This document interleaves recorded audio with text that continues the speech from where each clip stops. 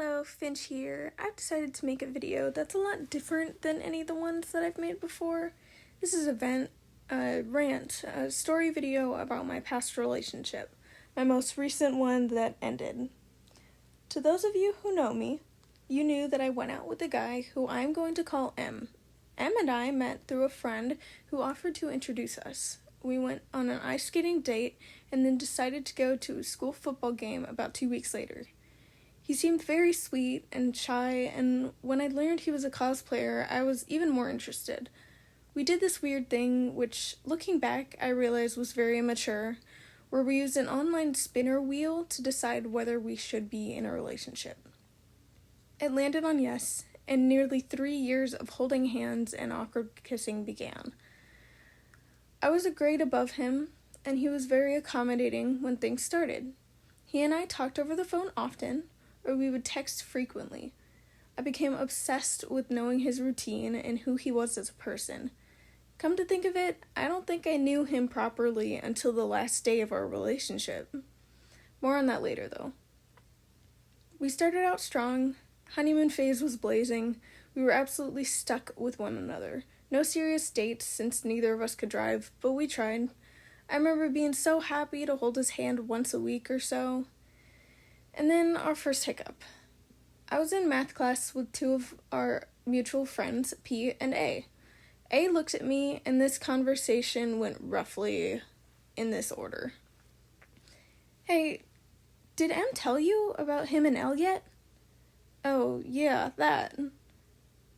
What? Apparently, M kissed L backstage during practice for the play. What do you mean? I proceeded to text M and confront him with the information. It hurt a lot. I asked him if he was interested in L, and he insisted that L had kissed him, which I believed immediately. Not even a few weeks later, I think, M texted me about polyamory. Confused, our conversation went like this. Polyamory? Yeah, when multiple people are in a relationship together. Is that what you want? Yeah, I'm interested in this person. N. Is that okay? I guess if it makes you happy. And then another bump. N ended up not wanting to be with M because they were looking after their own mental health. N told me recently that M had just started calling them his boyfriend after having a conversation about mutual interest, and then asked him on a date, which they never officially went on. I just thought they were talking to each other. I had no idea that M had already labeled it. According to N, M was very heavy on their mental health. N mentioned to me in our conversation about this situation that M claimed to have hallucinations and said that he didn't want to get help for his mental issues. N had to sit M down and break up with him because M was claiming they were boyfriends. This was before I knew anything. After doubling down that M needed to tell me about their little relationship, detailing that things needed to change, especially regarding M's aversion to seeking help for his mental health issues, M was making comments about feeling unsafe, and N was so scared for M that he had to contact multiple people in fear of M taking his own life, even contemplating calling 911 a few times during the night. After this incident, N finally let M go officially, deciding it wasn't worth it and easing away from their friendship for a bit. I was unaware of all of this at the time until M finally let me know that he was thinking, keyword is thinking, about getting into a relationship with M after the conversation about telling me.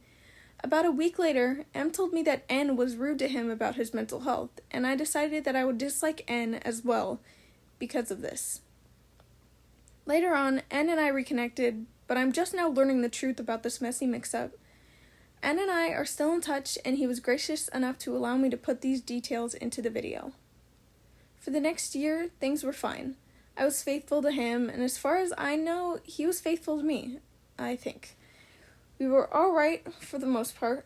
I made a really cool guy friend who I ended up hitting it off with. He admitted he had a crush on me, and I told him that I was taken. At the time, M and I were kind of rocky, so I told this guy friend that even if we split up, I'd need time. The friend, let's call him T, was very cool about it, and let me know he'd be there if I ever needed it. I did appreciate that. Em and I stayed together through that rough patch, and once again, things went smoothly. I was happy, I thought, at least, but Em started to get angry at me for little things. He would tell me that he wasn't eating, and I'd encourage him to eat, but he'd get mad at me for doing so. He would lose his phone because of his grades, and I'd encourage him to be more studious. I think I even offered to help him with some of my own good subjects, but the cycle kept up. He'd drop his grades, and his phone would get taken away. I dismissed it every time, but kept up with it. It was exhausting. He wasn't as mature as I had initially thought. I developed a crush on P early in my junior year of high school and told Em about it. I told Em that I was very interested in polyamory, since I did still feel very much in love with him, but I was also very much in love with P. Eventually he said yes, and P and I began going out on dates. I love her so much, and I wouldn't change any of our relationship for the world. But on the first day of the next school year, I introduced Em to one of my band buddies as one of my partners, and he freaked out. I was so desperate to please him, so I broke up with P immediately, and then realized how absolutely dumb that was. I chose Em over my other partner? What did that look like? I begged P to take me back, and thank God she did. Em still felt weird. He was very passive-aggressive towards P, and I think that's when things started tipping over towards breakup territory. The breaking crack for me was at a one-act my senior year. I went alone, but ended up meeting with friends. He was in it, and he did amazing. I was, and still am, very happy with his talent. Elle had directed the second one-act of the night, and I was giggling throughout it. The one-act was supposed to be a little bit funny and a little bit sad, but me being super restless, I got really whispery at some points.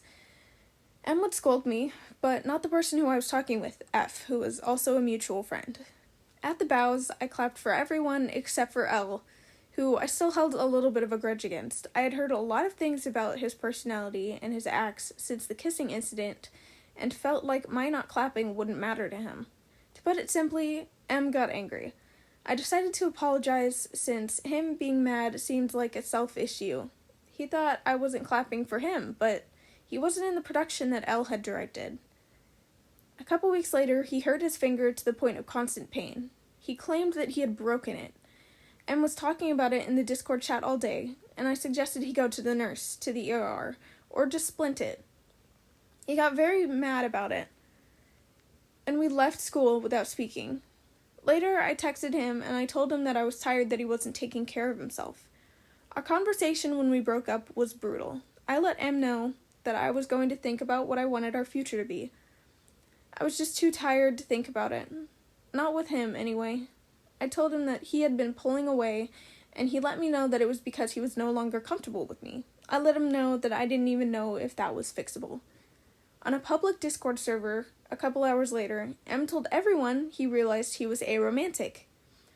For those in the audience who aren't aware, aromantic is the identification in which you feel little to no romantic attraction. That is different from asexual, because asexuality has nothing to do with who you are romantically attracted to. So I texted him, and I told him that, okay, Aro, I'm happy you're finding yourself. I hope we can stay friends. Because what was I supposed to say? I didn't want to be in a relationship in which my partner felt no romantic attraction to me. I explained that, and told him that if he was asexual, then that would be a completely different story, but he had said he was specifically aromantic. He told me he couldn't be my friend, and that it was my fault that he was no longer comfortable around me. I let him know that this was an indicator that we weren't in love anymore. In one of the last texts he sent me, he called me a manipulator, and I ended the conversation by wishing him a good night. The next day, ironically, was prom, and I immediately knew there was animosity towards me.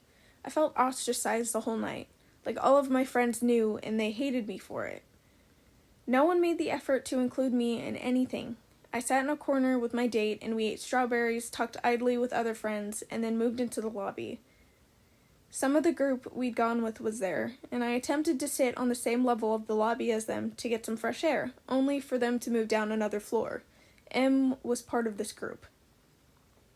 My date and I went with the group to main event.